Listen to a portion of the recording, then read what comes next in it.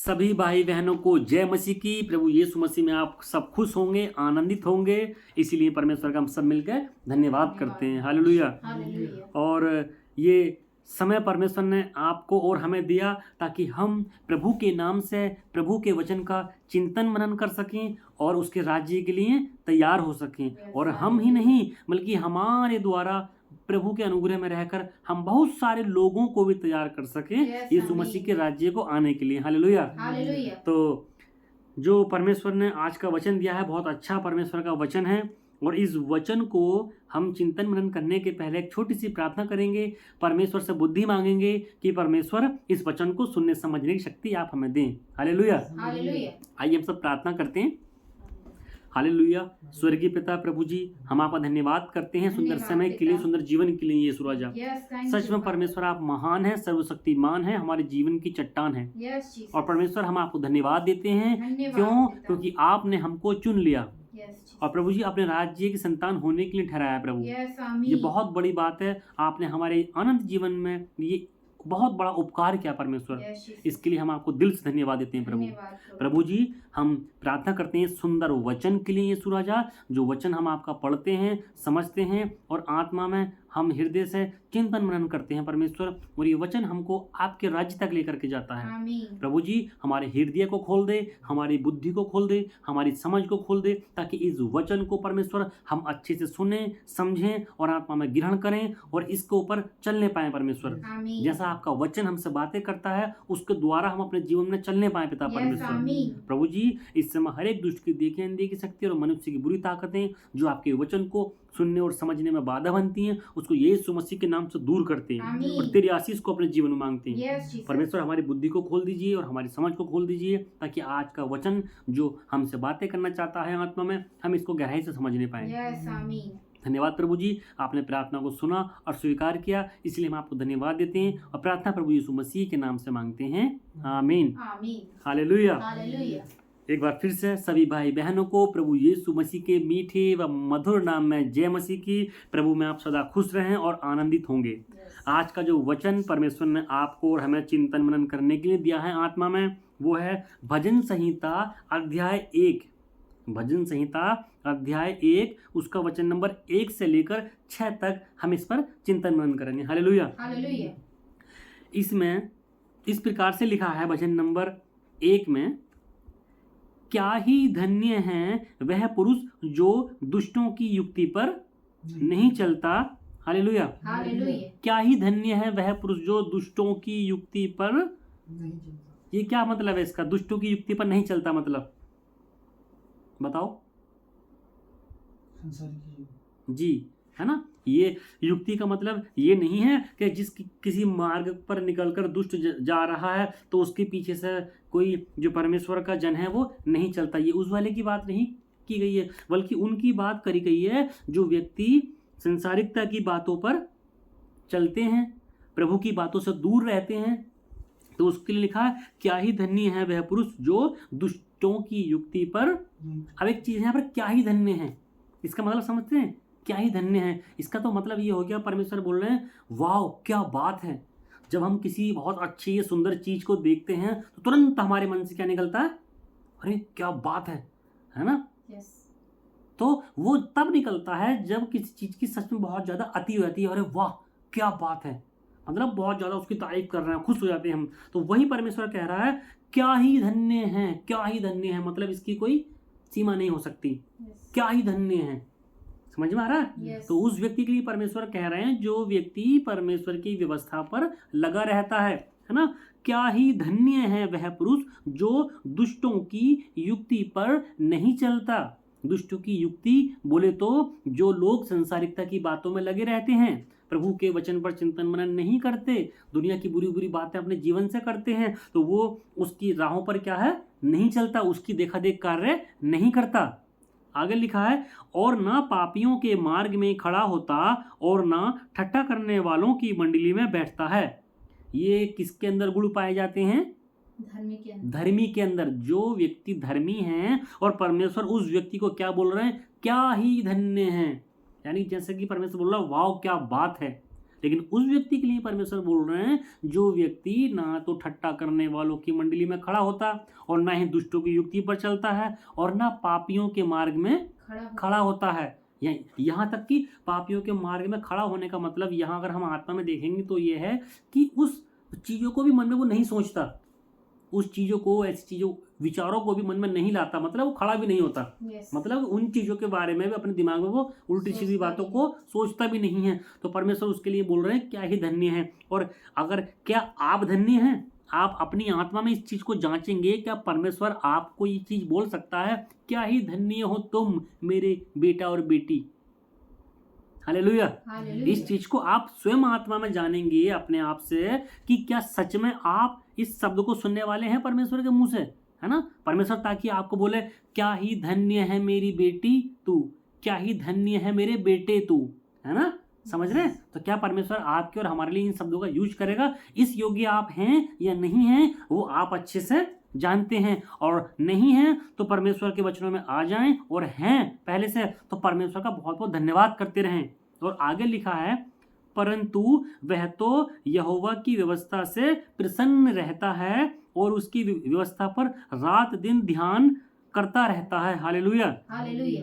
कौन सा व्यक्ति? जो व्यक्ति धर्मी है, परमेश्वर की बातों को जानता है, मानता है, उसको अपने जीवन में फॉलो करता है। तो परमेश्वर उस व्यक्ति के बारे में क्या बोल रहे हैं? जो परंतु वह तो यहोवा की व्यवस्था से प्रसन्न रहता है और रात और दिन क्या है, उस पर ध्यान करता रहता है। ध्यान किस तरीके से करता है? ये कौन सा ध्यान की बात है? बोलो।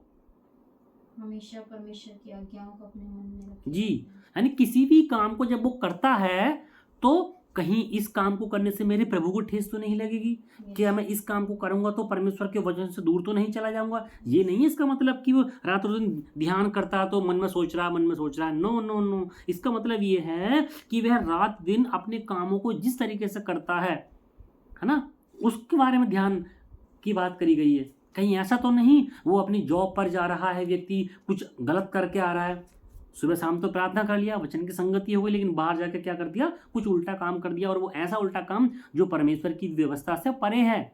तो उसके बारे में यहाँ बताया गया है वह यहोवा की व्यवस्था से प्रसन्न रहता है, हैप्पी रहता है, खुश रहता है, और उसकी व्यवस्था पर रात दिन ध्यान करता रहता है। वो यही ध्यान करता है कि मेरे वचन से, मेरे कर्मों से, मेरे व्यवहार से, मेरे चलने फिरने उठने बैठने से, मेरे बोलने से कहीं परमेश्वर को निंदा तो नहीं हो रही, कहीं परमेश्वर की बुराई तो नहीं हो रही। तो क्या है कि वो हमेशा परमेश्वर के कार्यों के प्रति समर्पित रहता है। वो जो भी करता है आत्मा में सोच समझ कर करता है, और परमेश्वर की नजरों में, परमेश्वर की व्यवस्था में रहकर वो सारे कार्य करता है। हालेलुया। हालेलुया। और आगे लिखा है वह उस वृक्ष के समान है, परमेश्वर ने तुलना कर रहे हैं समझाने के लिए, वह उस वृक्ष के समान है जो बहती नालियों के किनारे लगाया जाता है और अपनी ऋतु में फलता है। जी, जो वृक्ष क्या है, बहती नालियों के किनारे लगाया जाता है तो उसकी जड़ कैसी रहती है, हमेशा गीली रहती है, पानी लेती रहती है, वो पेड़ सूखता नहीं है। और जब उसकी अपनी ऋतु आती है तो क्या होता है, वो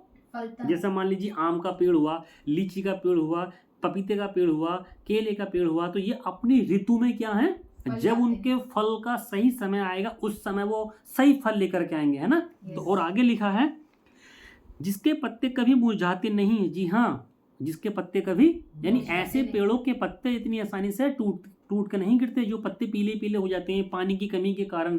ठीक है, इसलिए जो कुछ वह पुरुष करे वह सफल होता है। हालेलुया।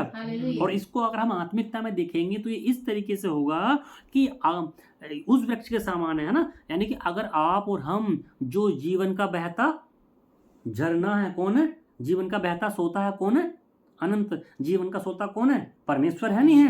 तो अगर हमारी आत्मा उस वचन की गहराई में लगी रहेगी तो अपनी ऋतु में फलेगा। अब इसको हम आत्मिकता में देखेंगे तो इसका मतलब क्या होगा, अपनी ऋतु में फलता है। तो वो व्यक्ति का जब सही सही समय उसके जीवन में जिन जिन चीजों को भोगने का आएगा तो वो चीजें सही समय पर क्या है, उसको मिलेंगी। मिलेंगी। सही समय पर उसकी शादी हो जाएगी, सही समय पर उसके बीवी बच्चे हो जाएंगे, सही समय पर उसके बच्चे उसका मान सम्मान करेंगे, उसको परमेश्वर सही समय पर एक अच्छा घर भी देगा, सही समय पर एक अच्छी जॉब भी देगा, सही समय पर सब लोगों के द्वारा मान सम्मान भी देगा। तो आत्मिकता में अगर इस चीज को हम देखेंगे तो परमेश्वर बोल रहे हैं कि वह अपनी ऋतु में फलता है, मतलब जब उस पेड़ का फलने का समय आएगा वो तब फलेगा ही फलेगा। वैसे ही ये दिया है कि अगर वो जो धर्मी व्यक्ति परमेश्वर की व्यवस्था में लगा रहता है और दुष्टों की युक्ति पर नहीं चलता, तो वो व्यक्ति अपने बिल्कुल उचित समय पर, जब वो 10 साल का होगा तो परमेश्वर 10 साल की उम्र में जिन चीजों की आवश्यकता होगी वो देगा।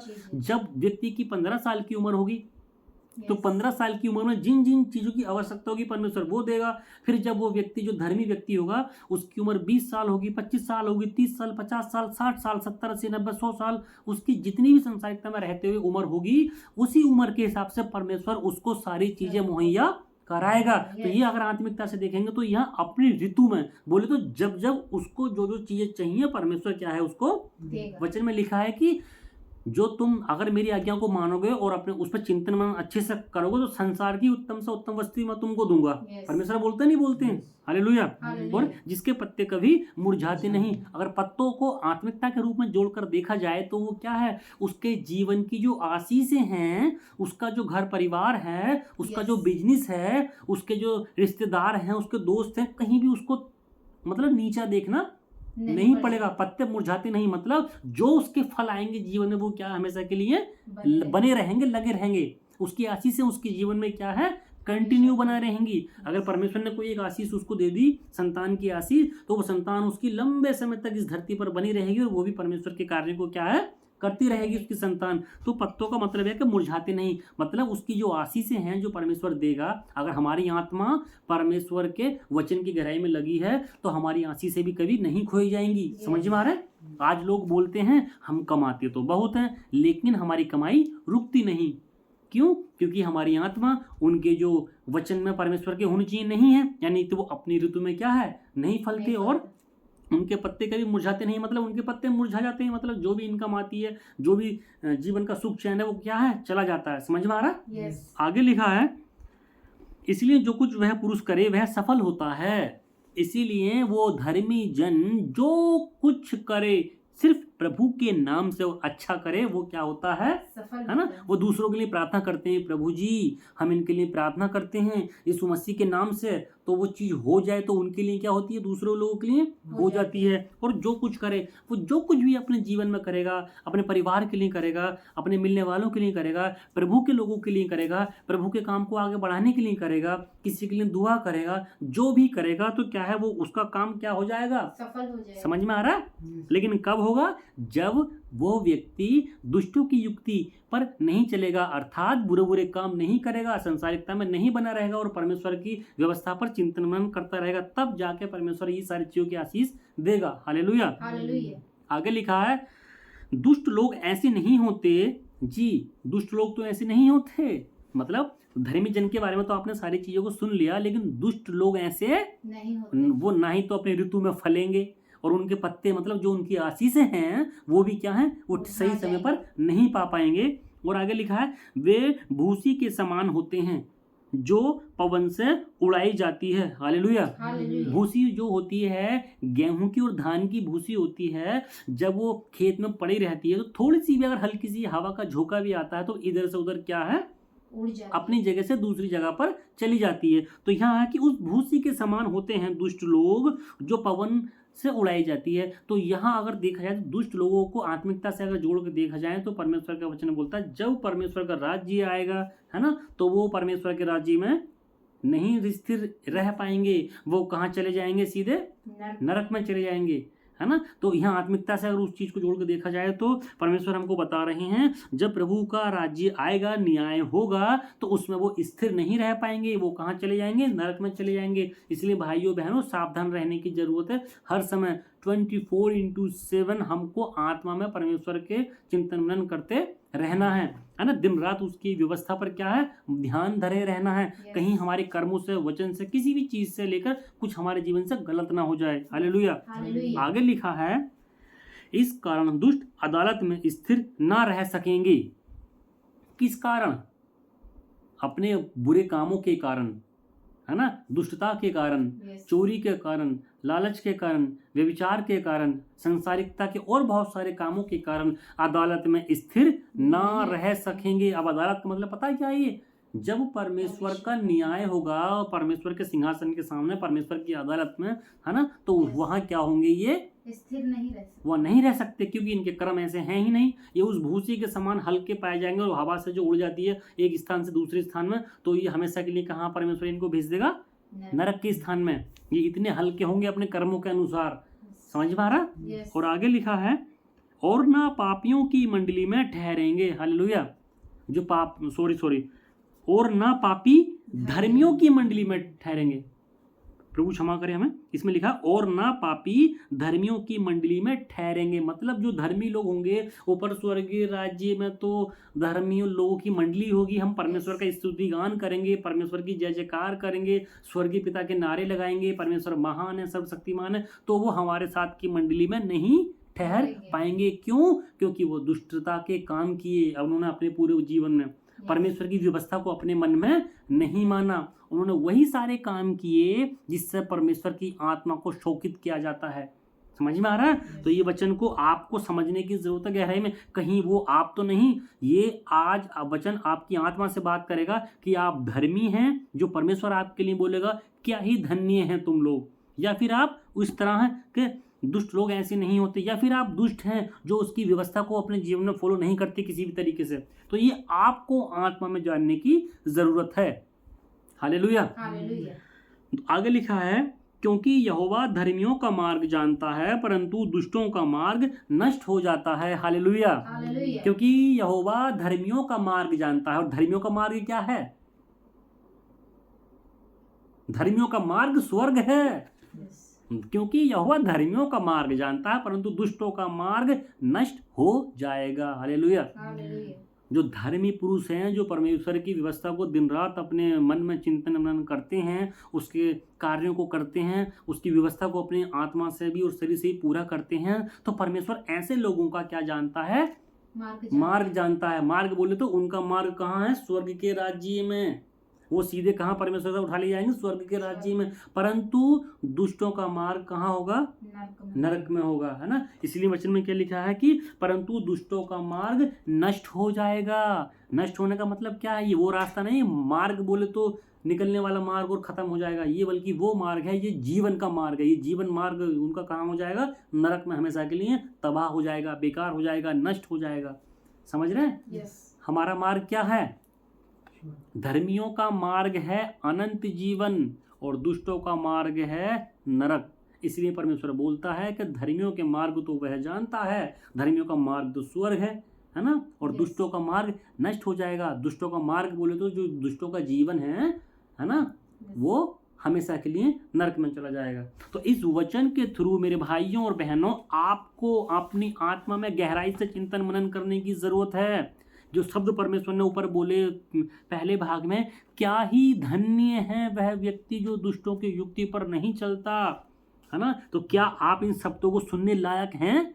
क्या आप मतलब धन्य हैं परमेश्वर के वचन में? तो ये आपको आपकी आत्मा में सुनने की जरूरत है, जानने की जरूरत है। अगर सच में आप धन्य हैं तो परमेश्वर आपके मार्ग को जानता है, वह आपको स्वर्ग में पहुंचाएगा। और अगर परमेश्वर बोल रहा है कि दुष्टों का मार्ग नष्ट होगा, जो दुष्ट होते हैं, अगर आप परमेश्वर की व्यवस्था को फॉलो नहीं करते, तो हर वो व्यक्ति जो परमेश्वर की व्यवस्था को फॉलो नहीं करता, उसकी व्यवस्था पर दिन रात ध्यान नहीं रखता, उसका जो मार्ग है यानी कि उसका जो जीवन है वो हमेशा के लिए नष्ट हो जाएगा, अर्थात वो नरक में चला जाएगा। हालेलुया।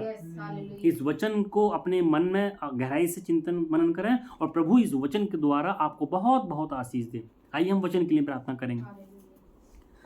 हालेलुया। पिता परमेश्वर, प्रभु यीशु मसीह जी, हम आपका धन्यवाद देते हैं सुंदर समय के लिए और सुंदर वचन के लिए। प्रभु धन्यवाद पिता। प्रार्थना करते हैं अच्छे वचन के लिए जो आपने प्रभु जी हमको दिया। परमेश्वर, आपने हमको आत्मा में सिखाया और आपने उस व्यक्ति को धन्य बोला जो व्यक्ति आपकी व्यवस्था को मानता है, आपकी बातों को अपने जीवन में पूरा करता है और उन पर हमेशा के लिए चिंतन मनन करता है, बल्कि चौबीसों घंटे हर समय हर घड़ी आपकी बातों को अपने मन में रखे रखता है, अपने कर्मों के द्वारा, अपने बातों के द्वारा, अपने शरीर के द्वारा, हर तरीके से वो आपकी सेवा को पूरी करता है। तब आप उसके लिए बोलेंगे प्रभु जी क्या ही धन्य है वो व्यक्ति। और प्रभु जी दुष्टों का मार्ग नष्ट हो जाएगा। वो व्यक्ति जो आपकी व्यवस्थाओं को फॉलो नहीं करते और आपकी बातों को नहीं जानते, नहीं मानते, वो हमेशा के लिए नरक में जाएंगे। परमेश्वर हम आपसे प्रार्थना करते हैं, आप हमें धन्य बनाएं, आप हमें धर्मी बनाएं, ताकि आप हमको बोल सकें, हे मेरे बेटे और हे मेरी बेटी तू धन्य है क्योंकि तूने मेरी व्यवस्थाओं को फॉलो किया। प्रभु जी आप हमको ऐसा बना दीजिए। अगर हमारे अंदर कुछ ऐसी कुरीतियां हैं, कुछ बुराइयां हैं जो संसारिकता में रहते हुए हम लोग करते हैं, वो हमसे दूर हो जाएं प्रभु, और हम आपके राज्य में हमेशा स्थिर पाए जाएं। जब आपकी अदालत होगी, जब आपका न्याय होगा, तो हम आपके सिंहासन के सामने प्रभु जी बिल्कुल निर्दोष पाए जाएं। ऐसी आशीष आप हमें दीजिए। और प्रभु जी हमें दुष्टों की रास्तों से अलग हटाएं, और पिता परमेश्वर हमें दुष्टता के साथ ना चलने की आशीष दें। प्रभु जी हम अपनी आत्मा को, हम अपने प्राण को और हम अपनी सोच को, अपने विचार को तेरे हाथों में सौंपते हैं। वो हमारे अनुसार नहीं बल्कि आपके अनुसार चले। और इस वचन के द्वारा आप आज हमें बरकत दीजिए और हमें भी धन्य बनाएं और धर्मी बनाएं। धन्यवाद प्रभु जी, आपने इस प्रार्थना को सुना और स्वीकार किया और अच्छे वचन से हमारी आत्मा को तृप्त किया। प्रभु जी इसके लिए हम आपको धन्यवाद देते हैं, सारी बातों के लिए हम धन्यवाद देते हैं और इस प्रार्थना को प्रभु यीशु मसीह के नाम से मांगते हैं। आमीन आमीन आमीन। सबको जय मसीह की भाइयों बहनों। प्रभु इस वचन के द्वारा आप सबको बहुत आशीष दे और परमेश्वर के मार्ग में अर्थात परमेश्वर के कार्यों को अपने जीवन में हमेशा पूरे करते रहें, और जब तक आपकी अंतिम सांस है उसी प्रभु को धन्य कहते रहें और उसी की व्यवस्था को मानते रहें। क्यों? क्योंकि परमेश्वर आपके मार्ग को जानता है और आपका मार्ग क्या है? अनंत जीवन, स्वर्ग राज्य के लिए। लेकिन याद रखें, जो व्यक्ति परमेश्वर की व्यवस्था से दूर रहता है, उसकी व्यवस्था को नहीं मानता, वो दुष्ट गिना जाएगा और दुष्ट का मार्ग नष्ट होता है, अर्थात वो अनंत जीवन की आग को भोगेगा। तो आप परमेश्वर से हमें हमेशा के लिए प्रार्थना करते रहें, प्रभु आपके साथ हमेशा होते रहें। इस वचन के द्वारा परमेश्वर आपको बहुत आशीष दे, प्रभु आपके साथ हमेशा रहे। भाइयों और बहनों, ये वचन अगर आपको अच्छा लगा हो और आत्मा में आपको बहुत कुछ सीखने को मिला हो, तो इस वचन को आप और भी बहुत सारे भाइयों बहनों के साथ शेयर कर सकते हैं, ताकि और लोगों को भी इस वचन की गहराई समझ में आ सके। प्रभु आप सबके साथ हो और प्रभु यीशु मसीह में आप सदा आनंदित रहें। सबको जय मसीह की।